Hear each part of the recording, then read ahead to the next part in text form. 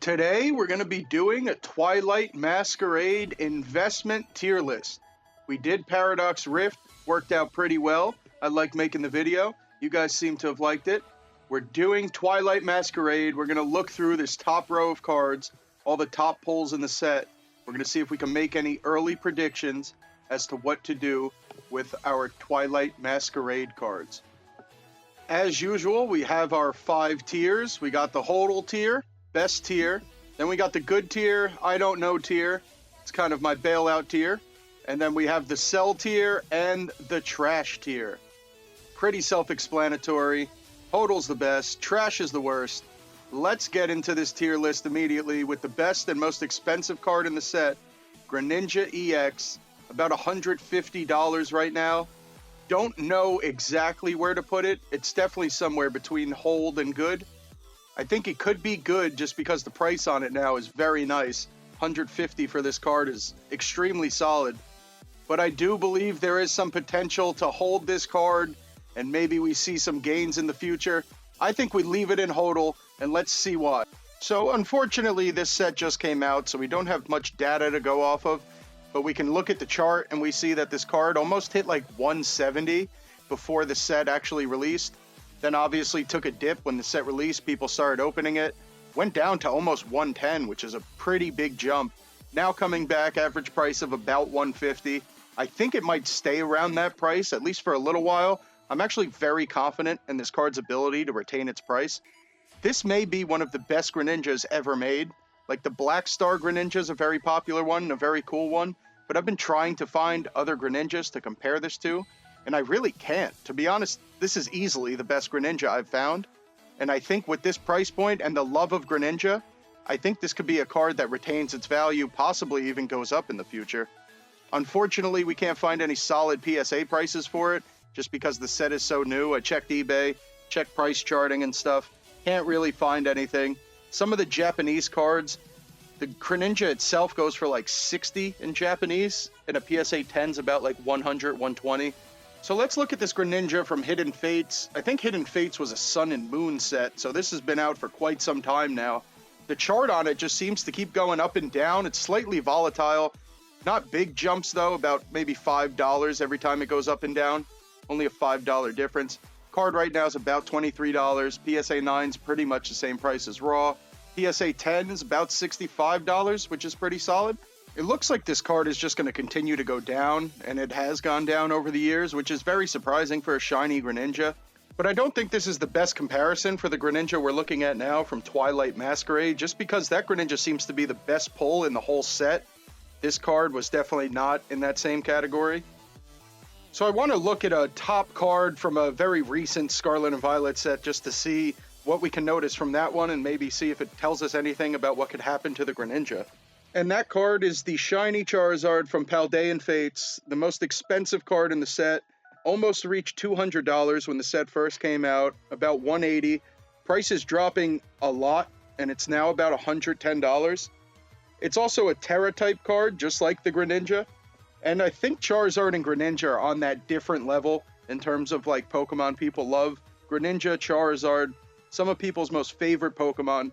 The only thing different with this card and the Greninja we're looking at, there was just so many Charizards printed in Obsidian Flames, and then this set comes out like right after, pretty much looks identical to the Charizards in Obsidian Flames. I think that's a big reason why this price is dropping so much.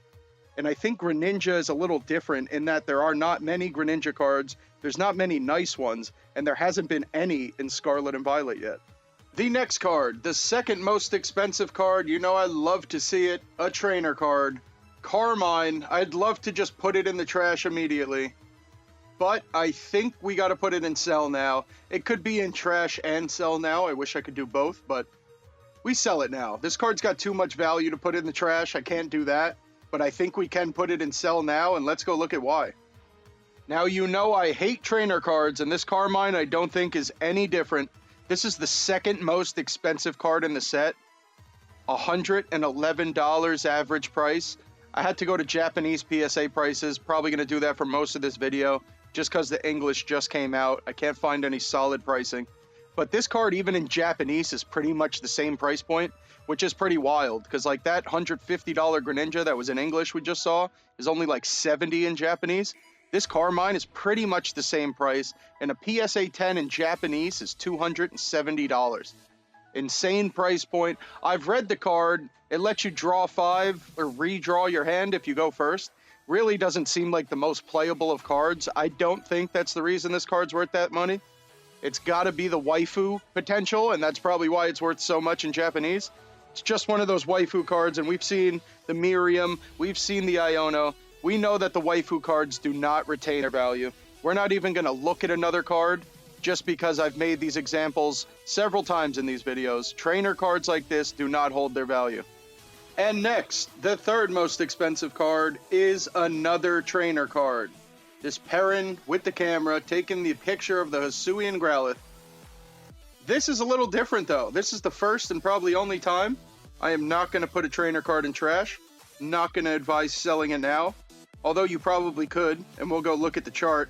I'm not going to argue with you if you wanted to sell it now. I really don't know, and that should probably be where it is. Definitely not the trash. It should probably be an I don't know. I don't think it has the potential to go up in that hodl tier with the Greninja.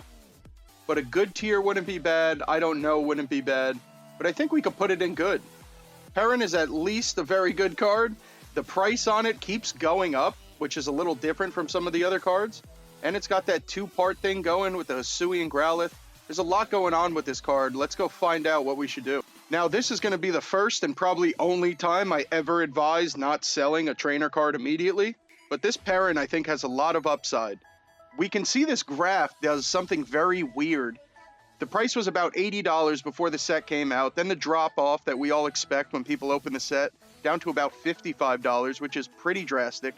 But now we're seeing that the set's being opened up, and since release, it's actually going up past the price point it had before the set dropped.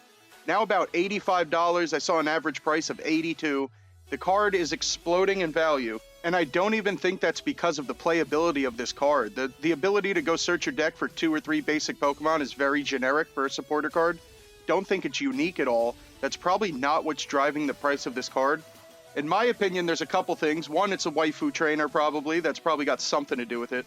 2, this is like a homage to Scarlet and Violet. In Scarlet and Violet in the DLC, maybe even in the base game, Perrin was in it with her Hisuian Growlithe. You had to like take a picture of her Growlithe or take a picture of her taking a picture of the Growlithe. I don't really remember what you had to do, but you had to do something involving Perrin and Hisuian Growlithe and a picture. So it's very nice. It ties into the game nicely, and I don't think they've ever made a trainer card. Now, I'm probably wrong. I don't think they've ever made a trainer card that ties like into a Pokemon card. Most of the trainer cards just throw Pokemon in the background of them, but this one actually goes with the Hisuian Growlithe. She's looking down at Growlithe trying to take a picture. The Hisuian Growlithe is looking up at her. It's very unique. It's got ties to Scarlet and Violet. It's got this 2-part thing going with the Perrin, with the Growlithe. They go together. It's very unique. I don't think we've seen another trainer card like this, and that's why it's very hard for me to compare. For those reasons, I really think this Perrin is at least a hold. I don't think we get rid of this yet. This card's continuing to rise. I think we can hold it and see if we could break that $100 ceiling. As I said before, this card's very unique. Ties into Scarlet and Violet beautifully. Has an art that involves the trainer and the Pokemon on separate cards. Something that might not have ever really been done before. If that is true, I think that only adds value to it as well. Next up, the 4th most expensive card. This one was probably the hardest one to rank. I really don't know what to do with this card. Might be because I'm biased and I really love Blood Moon, so I could never put it in the trash. Although we could probably make a case for it if we had to. It's still got like a $50 or $60 price point. We're going to just play it safe, leave it in I don't know. The price on this card is crashing pretty drastically, so it's hard to put it anywhere else. I wouldn't want to sell it right now on the downward trend. But let's go look at it and let's go see what's going on with Blood Moon. Now this just breaks my heart to see Blood Moon go from $100 to $50 in a matter of 2 weeks about. I love Blood Moon, incredibly biased, but this Pokemon is one of the best new Pokemon in Scarlet and Violet. The coolest for sure. Such a great design, a very good Pokemon as well. Can't say enough about Blood Moon. But I really don't know what's happening. I was so surprised to see this happen to Blood Moon. I didn't know it pretty much lost half its value already. I don't know if people might have thought this card could have been playable in the meta, and then like other cards within Twilight Masquerade and stuff just outshined it. Doesn't seem like the best TCG card, I guess. If you were at the end of the game and you needed to fire off a 240 attack, it'd be pretty good, but I guess you can't build a deck around Blood Moon. I can't imagine people aren't liking the art or the Pokemon, so I don't really know what's happening with the price. I just assume that the card is not very hard to pull, which doesn't really make sense because it's an SIR, so it should be just as hard to pull as the Greninja and everything else. Understand the card not being on point with Greninja, and maybe this is just such a short period of time we're looking at that the card hasn't had a chance to correct itself. It's just doing the old set release price drop thing. But we just saw that Perrin is going up in price in that same time, so I don't really know if time is the factor here. In Japanese, this card's only worth about $23, I think. That's why the PSA 9 in Japanese is only $27, PSA 10 only $83. So definitely not a desirable card. The Japanese set's always been out a little longer than our English ones. So I think the whole TCG playability of this card, that thing's probably out the window. Not that good of a card in that respect. But a great art and a great Pokemon, a new, unique Pokemon. But I think we got to look at another new, unique Pokemon that came out a couple months ago. And that is Roaring Moon from Paradox Rift. The rarest card in Paradox Rift was identical to Blood Moon in that it was about $100 when the set came out. Now it's reached the same price as Blood Moon. Paradox Rift's been out a little longer, so we have more time to see. But this is a steady decline in price. It was a $100 card, now about $60. It's been going up a little in the past couple days, which I guess is good. I do like this card a lot. But I think Blood Moon's going to do the same thing. It's probably going to be about $50 for quite some time. I imagine Roaring Moon's going to stay at around $60 for some time. I don't know why. I thought these Paradox Pokemon and stuff like that, I thought they were going to hit very hard. Like the dogs, the Paradox dogs, or whatever you want to call them, Entei, Walking Wake, whatever they're called now, Raging Bolt. The ones in Temporal Forces, I thought the price point would be much higher on those cards. I don't know why people aren't liking the Paradox Pokemon. In my opinion, the past ones specifically are all very good, and they're like renditions of the old Pokemon, so it's got like some nostalgia tied to it, got some new influence. It's very cool. I don't know why these cards aren't more valuable. To be perfectly honest, in the back of my head, I do feel like these Paradox Pokemon are going to get some shine. It's just going to take a couple years. But as more and more Pokemon come out, new sets, new generations, I think people are going to go back to these Paradox Pokemon because they're Pokemon they already know and love. They're just different with new designs, and in my opinion, generally cooler designs. These past Pokemon specifically are awesome. And I think the art on these cards, the Blood Moon art, the Roaring Moon art, Iron Valiant art, they all have crazy good art. And they're all great Pokemon, popular Pokemon. It's just that this new form of the Pokemon isn't very popular. But I think as time goes on, that cards like this are going to be great holds. But if we're only talking 6 months to a year, I think a card like Blood Moon or a card like Roaring Moon might not be the best hold right now. Fifth most expensive card in the set is the best IR in the set, possibly the best art card in the set in general. This Eevee. I love this card. This card is awesome. Fortunately for us, I think our decision of what to do with this card is pretty easy. It goes in the sell now tier. This card's been going crazy in price. Let's go take a look at why I think we sell Eevee now. The best IR in this set, the Eevee, going crazy in price, $25 before release. Now that the set is out, the card has doubled in price. Almost about $50 for this card in English. The Japanese PSA prices, $25 for PSA 9, $50 for a PSA 10. You could pick this card up in Japanese and a PSA 10 for pretty much the same price as it is raw in English, which is something I would recommend if you want this card.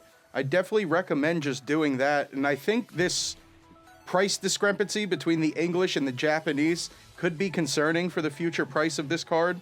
Just because you can go get it for half the price in Japanese, it just really doesn't make any sense at all why somebody would pay this much more just to have it in English. It's also just an IR card in the English set. It's not an SIR, so it's really not a hard card to pull. I guess specifically if you want the Eevee, your odds would be pretty rough, but your odds of just getting an IR aren't very bad. This is kind of a card that should be common enough to where the price should go down and should bottom out at some point. I just imagine there's going to be so many of these EVs floating around, which is why at that point I'd rather have a PSA 10 in Japanese than I would just a raw English card. Because this card is just an IR, there's going to be so many of them in circulation, specifically in English, just going to be so many of them out that the price is going to have to drop. This $50 is way too much for an IR. I'm going to go look now to see if we could compare this to any other IRs from Scarlet and Violet. If there's any of them that have reached a $50 price point, I'm going to go look and find out. But I really think that this card, it is beautiful, and it is probably the best IR in the set, so I completely understand. I have this one in Japanese. I'm not getting rid of it. But what I would really recommend is selling this card now. I don't know that an IR can ever get past 50 and sustain that price point, even if it is one of the most popular Pokemon and one of the best arts possible. I mean, those EVs sleeping on the pillow with a Pokeball, come on. It doesn't get any better than this card. It's just the rarity of it and the price point don't match up, and it really doesn't make sense. This just seems like something that can't be sustained throughout the future, and I think we could just get rid of this now. $50 for an IR is ridiculous. I think we get rid of that now easily. And the next card is this Groudon from Paradox Rift, a card I've covered before, covered it in my Paradox Rift price guide. A perfect example that I know what I'm talking about, and I know nothing about what I'm talking about. If you remember my Paradox Rift price guide like a month ago, this card was only about $25, and this chart you're seeing now is what happened in that time between that video and now. This card has doubled in price. I believe I recommended holding this card. I felt that Groudon and the beautiful art were enough to keep this card, hold it, and hopefully see some value. I did not think this card was going to double in price in about a month, but it has, and I'm glad I was right. But now also, this is also showing that I could be wrong about the EV, as we just discussed. This Groudon is an IR, and it's following a similar pattern. It just took longer, but it's following the similar pattern as EV. When the set came out, it was like a $25 card. Took a lot longer than EV, but now it's at about $50, following the same price as the EV. So I don't know what to tell you, but you can make your own decision here. I was right about the Groudon when I said to hold it. I could be very wrong about the EV when I'm saying to sell it. But in my opinion, when I said to hold this Groudon, it was because I thought it was undervalued. And with this EV currently, I'm thinking it's overvalued or about its correct price point. I really can't see an IR going past this $50 price point ungraded like that. I think the Groudon, I think the EV might be like the most you're going to get for an IR from a Scarlet and Violet set. To be honest, I would recommend selling this Groudon now, too. It accomplished what we wanted. We held this card so it could double in price, and it just did that in about a month. I think you'd even get rid of the Groudon, you'd get rid of the EV. $50 for an IR is a lot of money. I think you get rid of both of these cards now, especially if we're talking in like a 6 to 12 month time frame. If we're talking 5 or 10 years down the road, a lot of these cards and suggestions and advice might not be as applicable. But if we're talking short term, $50 for an IR, we get rid of all of them right now. And the next most expensive card is the Teal Mask Ogerpon specifically, and we're going to cover that one. But I'm going to just group in all the Ogerpons on this one, and they all are going to fall within the sell/trash tier. Now, personally, I don't think any of these cards are trash. I love Ogerpon, and I like what they did with the cards. Doesn't seem to be the consensus opinion, though. Most people seem to hate them. The Teal Mask, I think, has the most value just because it seems to be the most playable of the cards. Outside of a shift in the meta, I think most of these cards are going to just be sell now. They do have a decent price on them, so I would advise selling them now, but they could also be in trash just because I don't think they got anything going in the future. Mr. Grass Mask himself, Teal Mask Ogerpon is the most expensive Ogerpon in the set, about $43, taking a big dip in price. Was like $70 when the set released, now about $40. The PSA in Japanese, I'm a little concerned with those prices as well. We'll talk about that in a second. But I think this card is very playable, or at least partially playable, and I think that's why this card has some decent value and has more value than the other Ogerpons. This card lets you accelerate an energy and draw a card, plus it's got a decent attack that can hit very hard if you set it up properly. So I'm assuming that's why this is the most expensive out of all the Ogerpons. But all the Ogerpons are taking a dip. Generally, people seem to hate Ogerpon, and they also seem to hate Terastallization. And obviously, these cards exemplify both. So if you don't like Ogerpon, if you don't like Terastallization, you're probably not going to like these cards. The price is kind of reflecting that. Almost all these cards have lost half the value that they had when the set released. This mask is retaining its value just because it seems to be the most playable out of all of them. And going back to these Japanese prices, obviously they're not directly reflective of the English prices and stuff, but seeing the PSA 9 and $39 and the PSA 10 and $47, I've talked about this before, but what that means to me when I see it as a collector is that the card is playable and that is it. Nobody's going to want this card, and that's why nobody wants it in a PSA 10 at only $47. Obviously, the price is different between Japanese and English. I think this card in Japanese isn't even $20. So that also accounts for it a little bit, but this is a playable card, and that's the only reason it has some value. All the other Ogerpons worth less than this one just because they're not as playable. And in my opinion, if you don't like Ogerpon, if you don't like Terastallization, you're not going to like this card. I don't know how people are going to feel about this Pokemon and Terra in the future. And I just really quick have to cover this because I love Terastallization, and I just have to say, in the game itself, Terastallization, in my opinion, is the best mechanic Pokemon has ever come out with. It just adds this layer of complexity without changing the game too much, like Dynamax did and VMAX and all that stuff. It would change the game almost too much, and Terastallization just makes it like an even harder chess match. It's really a perfect design. I love what Pokemon did with Terastallization. In terms of Pokemon cards, I will agree it's pretty whack.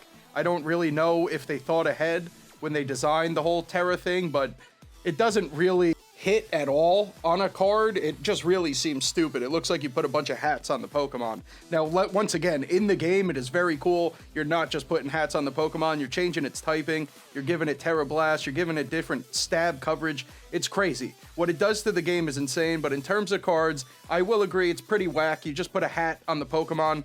It doesn't appeal as much as the VMAX did, like Chunkachu, Big Charizard. It's just not the same. It looks very weird. I don't think Terastallization is necessarily it in the terms of like future prospects of cards, and I don't think Ogerpon is going to be a popular Pokemon. If you don't play the game, it just looks like a stupid Pokemon with some masks. In the game, just like Terastallization, in the game, it's an incredible Pokemon. Being able to change its mask and have all these different types, it is so good. It's got a signature move with Ivy Cudgel. Everything I just said is pretty much irrelevant to what we're talking about, but I just had to get it out of my system because I do love Terra and I do love Ogerpon, but in terms of TCG, I understand it didn't translate at all into the cards. Now, this next card is doing something very unique that I've never seen before. This is an $80 gold trainer card. Unfortunately, the price is only about $45 now, but it was an $80 card when the set came out. If it was $80, that'd be the easiest sell now.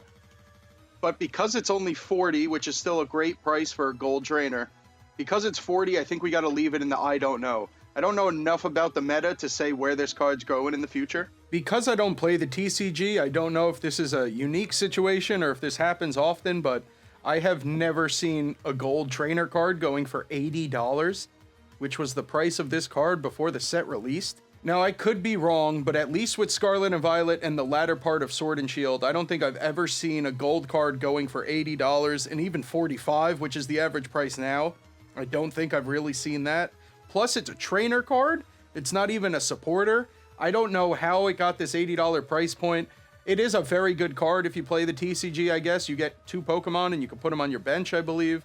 Something like that, 2 basic Pokemon. So there must not be a lot of that in the TCG currently, and I assume that's why this card is so valuable. We can definitely safely say that nobody's collecting gold cards, nobody's collecting gold trainer cards, nobody's collecting Buddy Buddy Poppin', so it's directly related to the TCG, to the playability of it.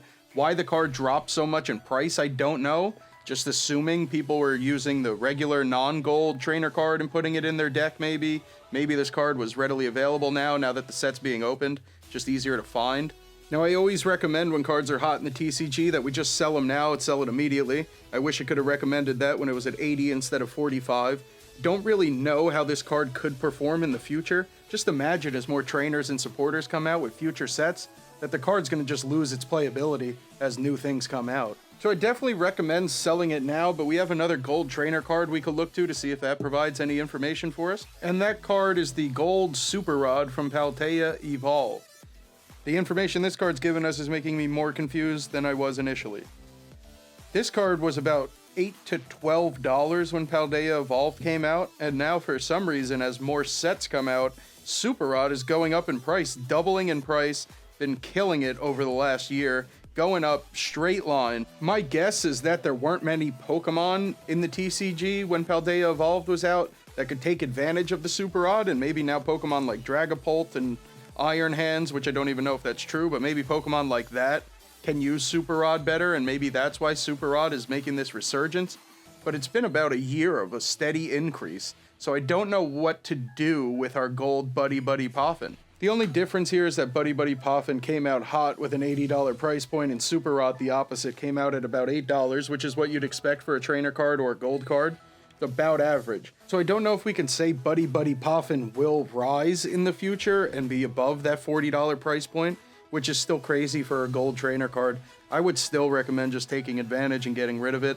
I don't know if it'll do the same thing that Super Rod has done. It just seems like Buddy Buddy Poffin was overvalued when the set came out, and Super Rod was the opposite. It was undervalued. So maybe both of these cards will just reach that median point of like $30, $40 for a very playable gold trainer card.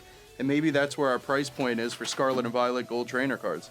And that brings us to our last card in the video, the most playable card in Twilight Masquerade right now, at least it seems, is the Dragapult EX. The Dragapult EX, the normal EX, a little different than this one. This full art one, I think, has a little bit of investment potential. The regular one I'd probably sell now. This one I'd probably sell now too. But I think you can make a case for this card being a good hold in the future. Dragapult's a very popular Pokemon. The card looks very nice. Extremely playable right now. Let's go take a look at this Dragapult EX. And that brings us to our last card, the Dragapult EX. Very playable card in the meta right now. I was just looking at its move. It's very good move that does 60 to bench and about 200 damage, I think it says, which is very good. I'm starting to realize that that might tie in with the Buddy Buddy Poffin because you do have to evolve your Dragapult.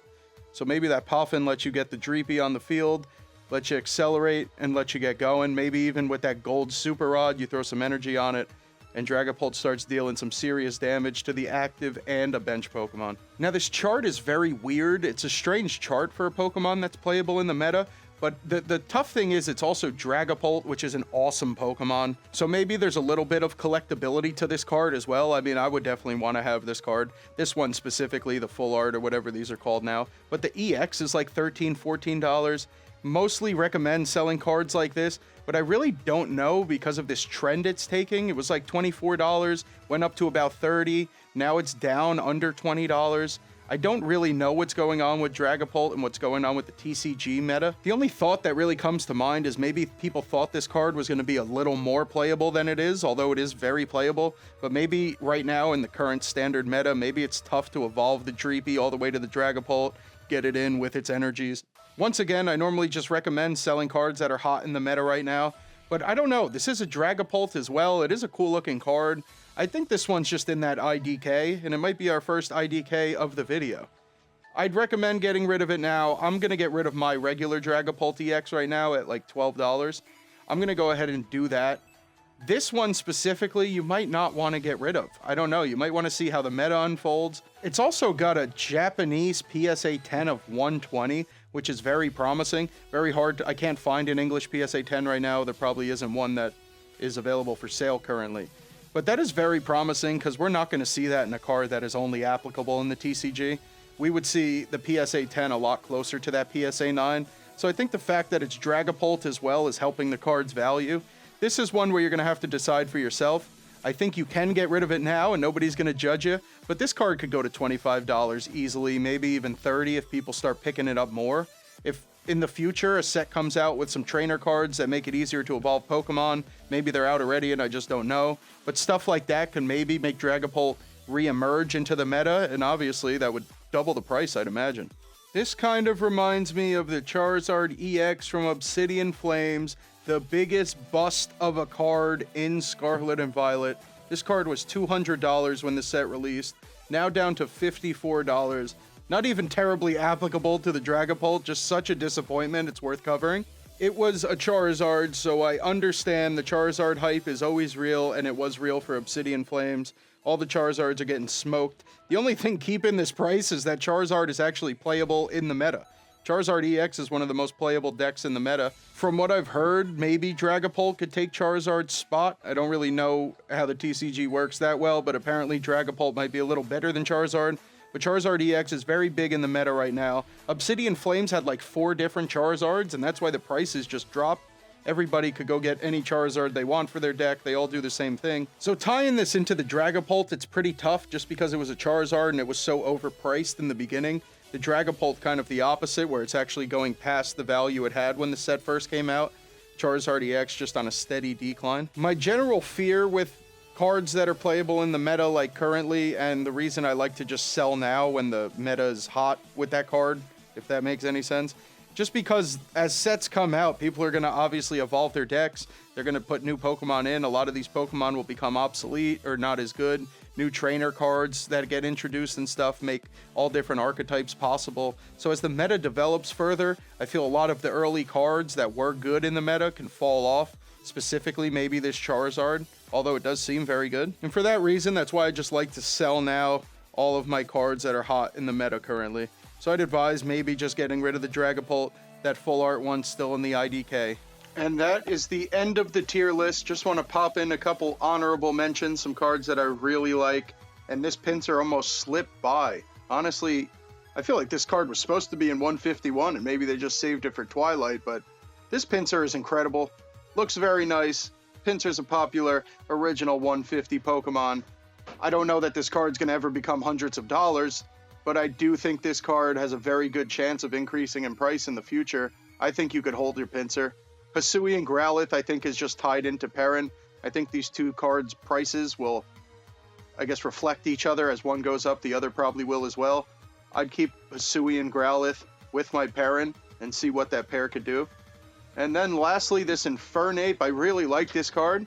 Not a lot of money, but I do think in the future, people might want this Infernape. Looks very cool, unique, pretty easy to pull. And that's about it.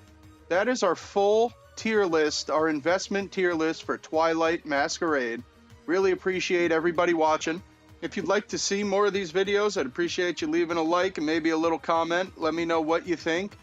I really enjoy doing these videos, but they're a lot of work. But there are a lot more sets we can cover and a lot more information to look at. Thank you all for watching.